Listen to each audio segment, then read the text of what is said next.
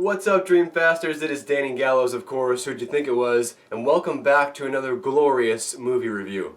So today we're going to be talking about the much anticipated Ghostbusters Afterlife, and this was, a really desired film after that 2016 nightmare that we had. This was a really anticipated film. The son of the original director was back to make this film. They were bringing back the original cast. It was a new exciting story that was supposed to be closer to the source material. So people were really excited for this film. We had a lot of high expectations. And interestingly enough, even though I am a proud 90s kid, Ghostbusters was actually one of those films that wasn't a part of my childhood. This was not a film that I grew up with.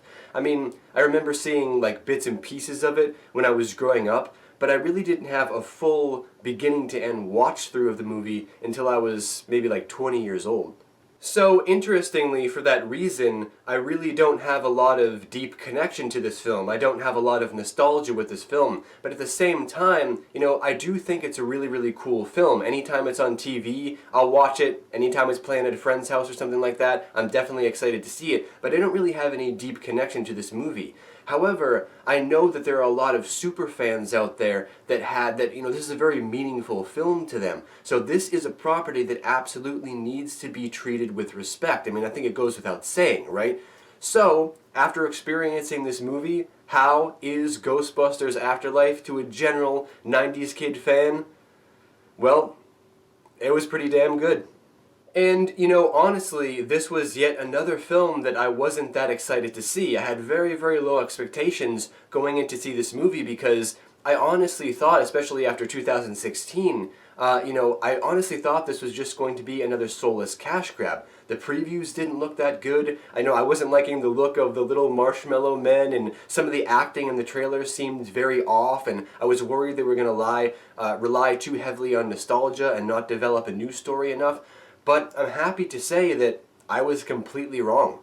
This movie honestly surprised me. I mean, it really did. I left the theater a little bit shocked because I had such low expectations, and I left the movie completely happy. Thank goodness this actually wasn't just another soulless cash grab. This wasn't just the studio looking for more money. These were people that put some love and passion into their filmmaking, and that comes from two things: the acting and the story, the two most important components. First and foremost, the acting in this movie is really fantastic. Again, this was another thing that kind of surprised me, right? But the acting is really good. Every single actor and actress in this movie is perfectly fit for their individual roles, especially the girl who plays the lead, Phoebe, McKenna Grace, I believe is her name. She was outstanding. I mean, this is a girl that could stand toe-to-toe with Millie Bobby Brown in Stranger Things. I mean, she is that good. She disappears into her role. She pulls you in. She really makes you believe that she is this character. Absolutely fantastic. That girl has got a bright future ahead of her. And then, of course, Paul Rudd is always fantastic. I mean, Paul Rudd, what an amazing actor. In every single role he's ever played, he's always fantastic. He's always the most likable guy on the planet. And he's aged about a total of maybe 5 years since the filming of Clueless, which is always marvelous to see. And then Finn Wolfhard, of course. Finn Wolfhard is Finn Wolfhard, always good, perfectly fit for his role. And even the original cast members, they brought all the original cast members, of course, sadly, except for Harold Ramis. But they did handle, I was really surprised how they handled Harold Ramis and his absence from the movie. It was really well handled. They handled it right in the beginning of the film, and it was beautifully done. But all the original cast members were great too. Everybody was fantastic. And the single most important aspect of any movie, any genre, any medium, the story, right? The story has to hit. The story has to be perfect. The story has to feel right. And again, just like I said, before, I was worried going into this film that they were going to focus too much on nostalgia and not develop anything new. And I was pleasantly surprised to find the opposite of that, was that they focused on all of the new storylines and all the new characters first, and then they introduced the nostalgia, then they sprinkled in the nostalgia. So it's like this perfect balance of brand new storytelling that's almost just as good as the original, and then you also have this great nostalgia that's mixed in. And it's not done to just please people, right? It's not fan service. So I guess it is fan service, but I guess what I'm saying is it's fan service done right. There's a right way and a wrong way to do fan service. Ghostbusters Afterlife is a perfect example of fan service done right. And I mean, the blending of the nostalgia was just so great. I mean, I'm not a Ghostbusters super fan, but during some scenes, again, I won't spoil anything, but during some scenes during this movie, I found myself just going like, oh man, like, yeah, like, that's so cool, you know? It was great. However, I do have to admit that, I mean, you know, obviously I'm singing its praises here, and it does deserve that. This film does have a couple of major issues that I definitely had a problem with and that I have to point out. And the first one is the comedy.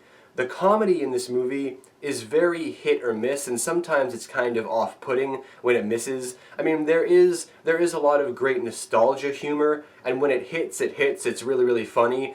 But then there is a lot of, like, what I like to call, you know, like, TV sitcom humor or TV commercial humor that really doesn't work. And unfortunately, most of the humor in this movie is that kind of TV commercial humor, and it really doesn't work, man. I mean, I really didn't like it. I found myself kind of sitting there in the theater a lot, kind of putting my head in my hand going, oh my goodness, like that is so bad, or that doesn't work. And the comedy, because there's so much of it throughout the film, sometimes feels forced, and it really weighs the film down. I think that the film could have been so much better if they had cut a lot of that modern humor out and just maybe gone with the nostalgic humor. But again, you know, that's just my opinion. You know, I'm very, very strict when it comes to comedy. I don't like, you know, 80% of the comedy that's out there today, especially in the movie spectrum and the TV spectrum. I really don't like a lot of the comedy. I'm very, very rigid and specific about my humor, so maybe that's just me, but yeah, man, like the comedy in this movie, a lot of it doesn't work and it really weighs the film down. The other issue that I had is the pacing of this movie. Sometimes this movie can move way too fast, and sometimes it can move way too slow. Especially at the beginning of the film, it moves really, really slow and you're not sure what's going on, you're waiting for things to pick up, and it suffers from this kind of disjointed and sometimes jolted pacing issues all the way through the film. And it honestly takes away from the storyline, because, you know, a lot of people who are seeing this film without any background with Ghostbusters, kind of like me. I mean, I have a little bit of background with Ghostbusters, but not that much.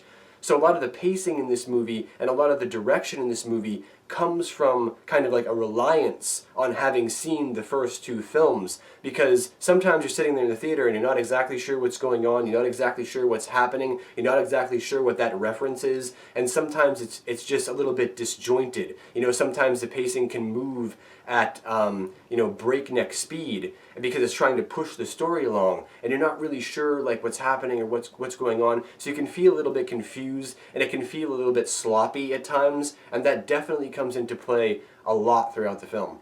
But you know what? By the time the film ends, all of that almost doesn't matter, because you realize how much fun you've had with this movie, and really that's what this movie is about. This movie knows how to take an old cool property like Ghostbusters and just have fun with it. This movie isn't trying to win any awards or anything, it's just pure fun. It's pure entertainment. These are filmmakers that know how to take a cool nostalgic property like Ghostbusters and just make a really, really cool story. And isn't that what we all need right now? Right after this horrible year of 2020 and all the stuff that's going on in the world right now, man, you know what? Like, some of us just need some time to sit down in a theater, cram some popcorn in our mouths, and just have fun with a cool movie like Ghostbusters, and that is exactly what Afterlife is. Alright, Dreamfasters, time to score this thing. So what is yours truly, Danny Gallows, going to score Ghostbusters Afterlife? Well, I'm going to go with a 75%. Yeah, guys, and 75% is nothing to scoff at. You know, it's a good score, it's a decent score. You know, this is a The movie definitely has a lot of problems, but it's super fun with a great cast and a great story, and that's what we need right now. We need a film that's just cool and fun to watch, and Ghostbusters pleases on every single spectrum, including the great nostalgia. So I highly recommend you guys go out and see this, at least support it in some way, because we need to send a message to the film industry that these are the kind of movies that they need to make, not these soulless cash grabs. We need people that actually understand the properties, that know how to have fun with it, that know how to entertain people, that know how to cast great and make a great story. And hey, you got Ghostbusters Afterlife. Let this film please be an example to future filmmakers. Alright my friends, that's enough blathering from me for right now. Now comes the best part of the video, my favorite part of the video, where I get to read all of your comments. What did you guys think of Ghostbusters Afterlife? Leave all of your thoughts and opinions down below in the great white void. Let's get this discussion going, and I'll see you guys back here for the next movie review very soon. Peace.